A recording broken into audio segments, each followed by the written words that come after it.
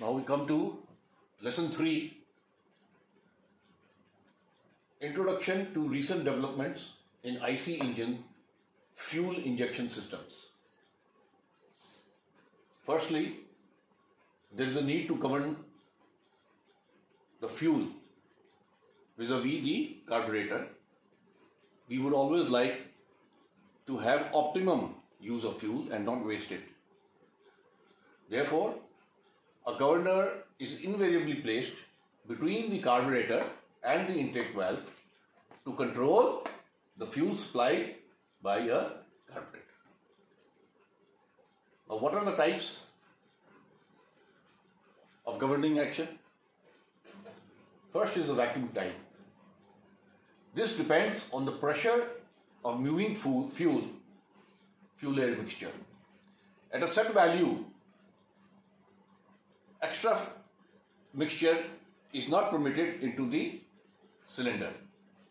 It's controlled by a butterfly valve, and when the pressure increases, as you know, when pressure increases, a vacuum is created, and that vacuum operates the butterfly valve, restricting the entry of fuel air mixture into the cylinder. The second is the centrifugal type. This is attached to the camshaft. We all know the camshaft moves at various speeds.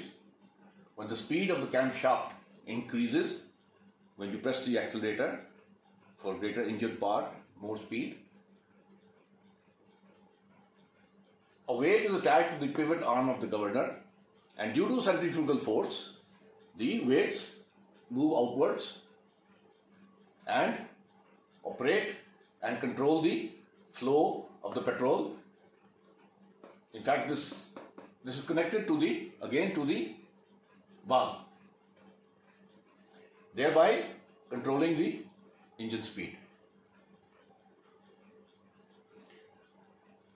Next, we come to the electronic control module, ECM. It could be a 8-bit, 16-bit, 32-bit computers. We'll come to this later. What are these bits? These are basically sensors attached at various parts of the engine. Now, the ECM has replaced the carburetor, and it was a mini revolution, in fact, in petrol engine. In this, the fuel is injected directly into the engine. In diesel engines, directly into the intake manifold or port. The port system is invariably preferred, as there is a quick warm-up, better acceleration, improved power and economy of fuel.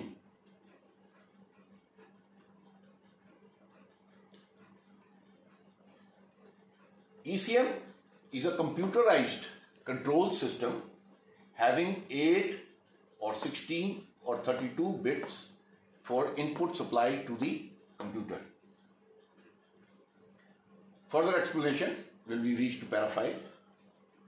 The electrical pump supplies fuel under constant pressure to injectors.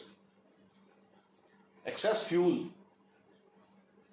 goes back into the tank by a regulator, and this also prevents a vapor lock. The vapor lock, probably understand, fuel stops passing by due to the vapor lock in the fuel pipe. The injector is held closed by springs, and the injector is connected to a solenoid energized by signal from ECU. Where does the ECU get its input? From here, from para 5 you'll see. It gets the input, it combines all those inputs and then sends a signal to the solenoid which operates the injector. So, the ECU is a small pre-programmed analog computer that translates sensor signals into command signals. The strength of signals to control open time of injectors. It allows the injector to open the signal to the solenoid. The injectors, how much time should they remain open so that the exact amount of metered fuel is made to enter into the cylinder. Depends on engine requirement by sensors positioned. Now these sensors, these bits, they're nothing but sensors positioned at various critical locations. Example, airflow sensor at the air intake, manifold pressure, there is a sensor inside the manifold which senses the pressure and temperature, the throttle position center, coolant temperature sensor, vehicle speed sensor, voltage, battery voltage sensor. So signals from these sensors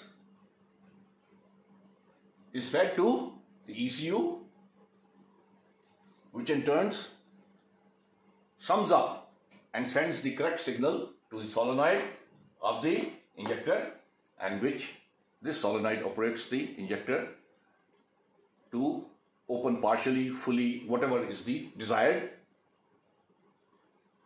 fuel required.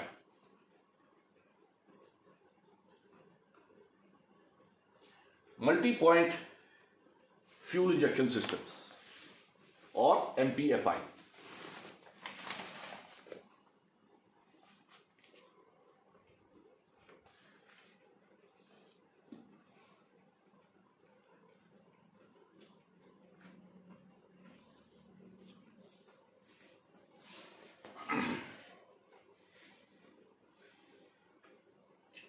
In MPFI, there is an independent injection for each cylinder at the inlet port. Improved mixture preparation and distribution. Air supply is controlled by a throttle. We'll study this, just note down the points before I explain. Air supply controlled by throttle, body and butterfly valve fitted in the intake system. In single point injection, there is a single injector for entire engine. Single point injection, indirect, for entire engine. Means for the entire engine means for the entire, if it's a 4-cylinder engine, to all 4 cylinders. Is mounted above the throttle butterfly valve, like the normal carburetor system which was there earlier. An improvement over this is the multi-point injection. When independent injector is placed above or below the throttle valve, it is called indirect multi-point injection, as you can see. It's placed after the throttle valve. Indirect multi-point for each cylinder. Each cylinder will have it,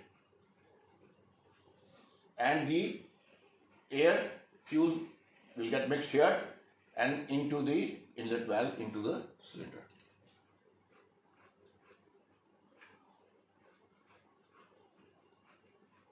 When injector sprays directly into the combustion chamber, this is the combustion chamber, here the injector is spraying. It's not here or here, it is directly spraying into the combustion chamber. This is called direct MPI, direct multi-point injection for each cylinder. Naturally, you would guess that this is definitely the best.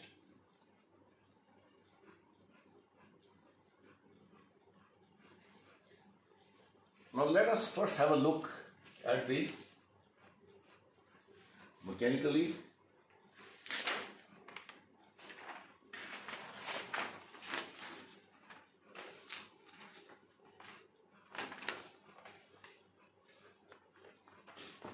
at the mechanical system.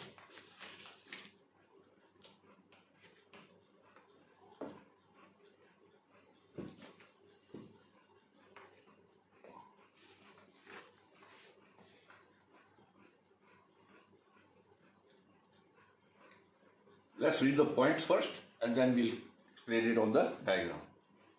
The relief valve, this is the mechanical and this is the electronic. We are now discussing this part of the diagram. The relief valve maintains constant pressure. Metering distribution metering distribution supplies fuel in turn to injectors. The injector is held closely by a spring operated by fuel pressure to deliver automated spray. Means the springs below are pushed by the fuel pressure, and when the fuel pressure drops, the springs again expand and close the injector port. Now let us look at the system. Start from the fuel tank. From the fuel tank through a filter, the fuel is fed to electric pressure pump, electric. The relief valve maintains a constant pressure of about, let's say, 0.7 bar. Any excess, it is sent back to the fuel tank. This is the metering distributor which I mentioned. The metering distributor distributes to, let's say, for a 4-cylinder engine, to all the 4 cylinders. Let's see one of them, fuel comes to the injector, and this is the blast of air, indirect,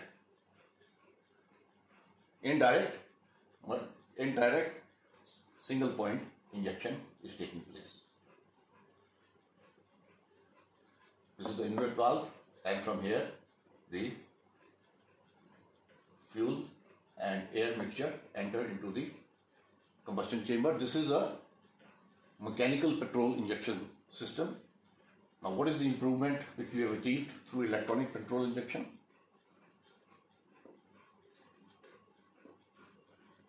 Fuel tank through a filter goes to the electric pump. Fuel pressure regulator, from the electric pump it goes to the fuel pressure regulator, maintains a very constant pressure of the fuel, and to the injector. Now, this is the air filter, air intake, butterfly valve. Now the difference is that instead of the metering distributor, there is the ECU, electronic. The sensor signals come from those 8/16/32 bits fed into the ECU, which through computer sends a signal. That signal is what? Going to the solenoid of the injector, saying the signal strength, depending on the signal strength, the injector will open to the extent what it is desired to be open. Naturally, at higher speeds, the signal will be stronger, more fuel will be injected. At lower speeds, this signal will be low and it will supply less fuel.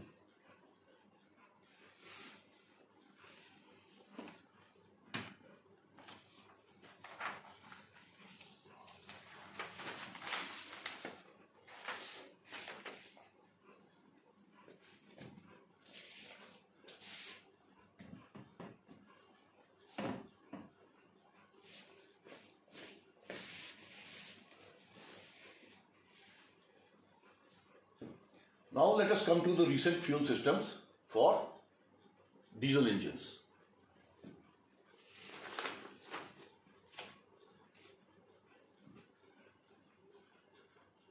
In diesel engines, there are two types: air injection and airless or solid injection.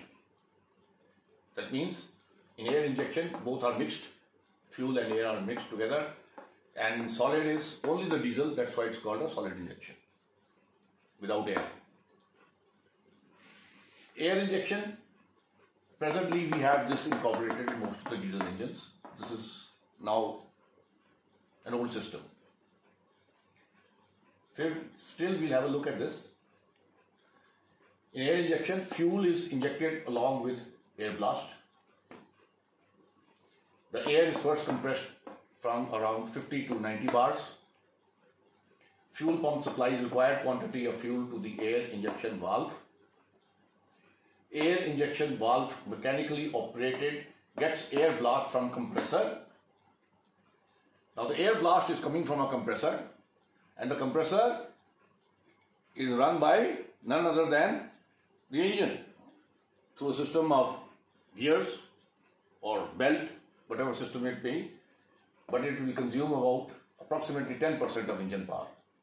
So naturally, if it's consuming engine power, the compressor has to be done, the engine output decreases, it is costly also, hence only used in marine and stationary engines. In cars, we have the second type, that is the airless or solid injection. Let's look at this, then we'll see it on the diagram also. Only liquid fuel injected, hence the name. Solid injection means solid, just take only the diesel. Fuel is supplied at high pressure, approximately 300 bar, from the fuel injection pump to injector, where it burns due to heat of compressed air. We had studied in the IC engine working that the CI engine, compression ignition engine, the diesel self-ignites due to the compression which takes place when the piston reaches the BDC. Used in big and small diesel engines, and therefore there is a high fuel economy.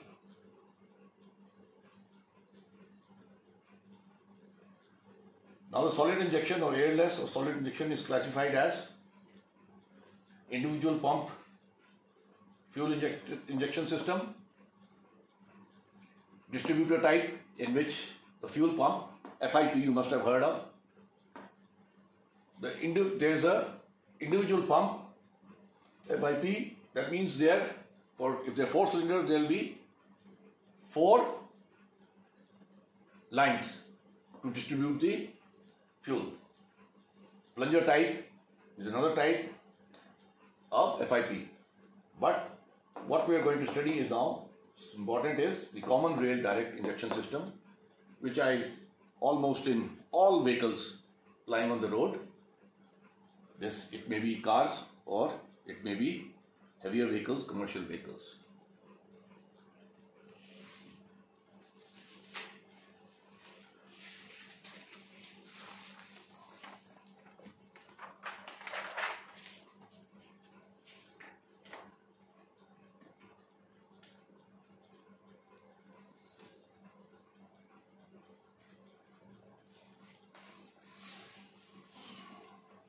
CRDI, common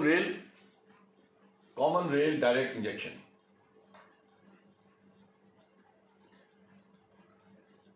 Let us first see the fuel system, then we'll come to the common rail fuel system of a diesel engine.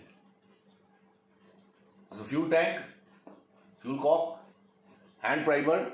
You must have seen in these trucks sometime while traveling on the road that early in the morning the driver is hand priming the engine, especially in the cold weather. This is to top up the injection pump and create that sort of a mini pressure. From the hand primer if required, otherwise from the filter it is fed to the injection pump. Injection pump, the pressure is too high, there is extra fuel, it goes back into the leak-off pipe back into the tank.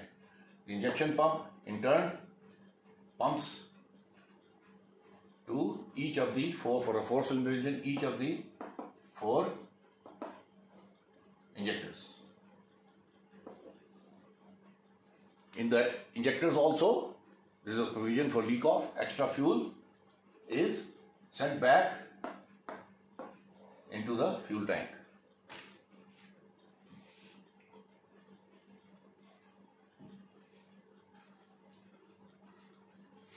In CRDI, let's first read it and then see on the diagram. A single injection pump with injector called as unit injector fitted on each cylinder. Unit because each cylinder has one.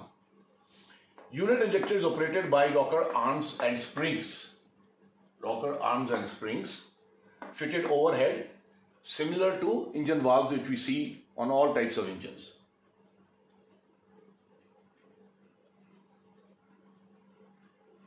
The rocker arm, of course, gets its motion from to the camshaft.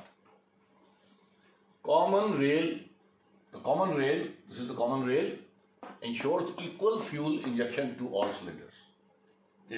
Remember, there is high pressure in this compared to the otherwise. It's not so high in this.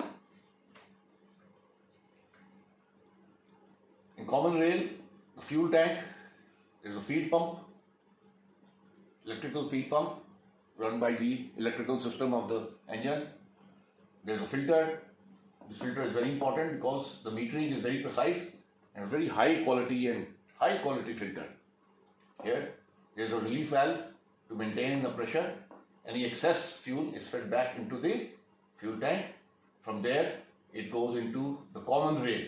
This is very high pressure, and there individually to each of the 4 injectors. Unit injector, single injection pump with injector.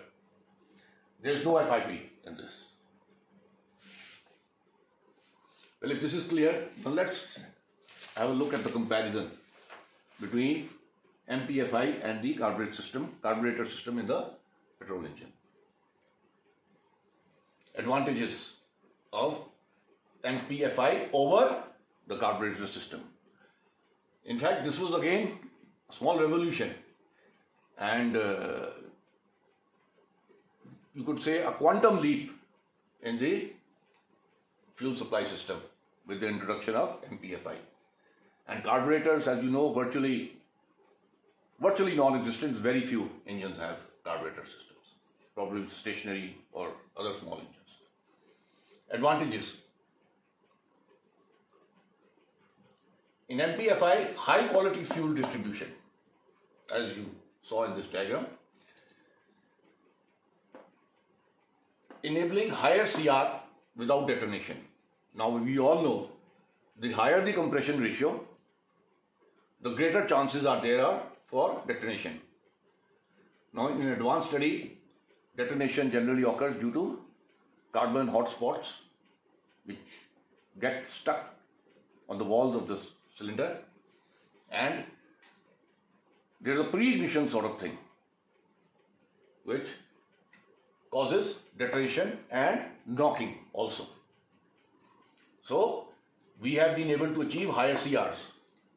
In fact, CRs today in good cars, real cars, is right up to 22 for a diesel engine. But since we're talking about petrol engine, it's of the range of even 12, and it's gone up to even 14 because of this.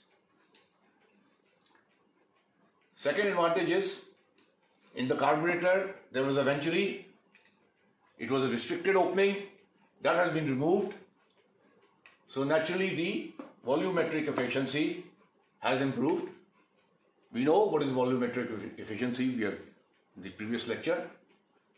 It is nothing but the mass of air that is inducted into the cylinder, piston chamber, to the amount that should have been inducted.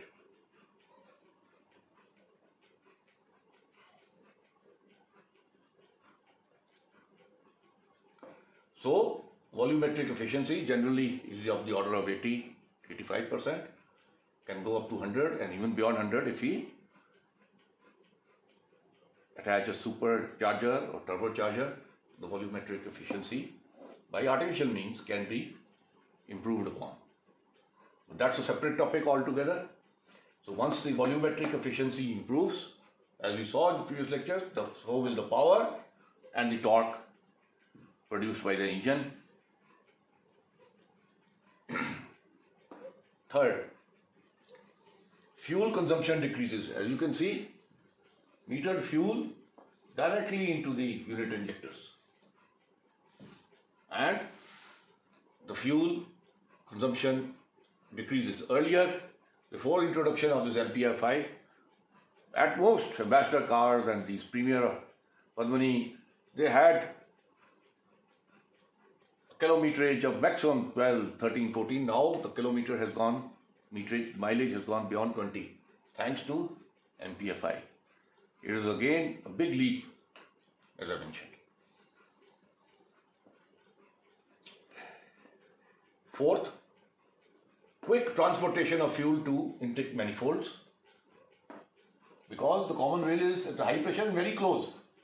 So it takes milliseconds to enter into the injector.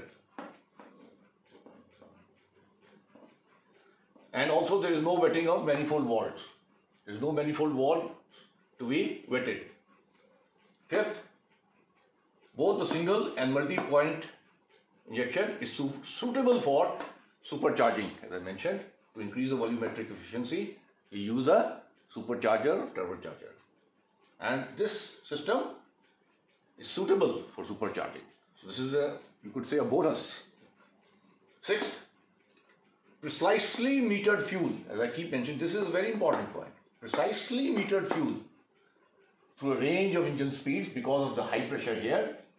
This is operated through the solenoid, and for sometimes the injector opens for microseconds, just for a small, slightest of spray. So the fuel is precisely metered, exact amount, and that is why we have such high mileage these days. For all the range of engine speeds, load and temperature.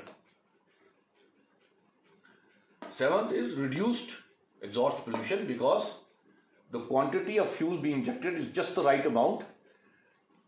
All the complete fuel gets burnt in the combustion chamber, and naturally there would be less pollution. There are a few disadvantages, although the advantages have outweighed the disadvantages. High cost and increased maintenance. High cost because of the metered components, so many components are there. Unit injector also costs more. High grade filtration due to fine tolerance of metering and discharge components. Now discharge here and here, it's very fine, very fine. So the tolerance has to be maintained, and therefore precision components of the unit injector have to be made, and that is naturally a costly affair.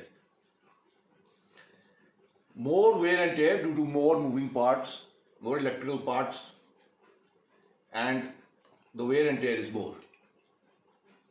The fourth disadvantage is the pumping and metering action is a bit noisy.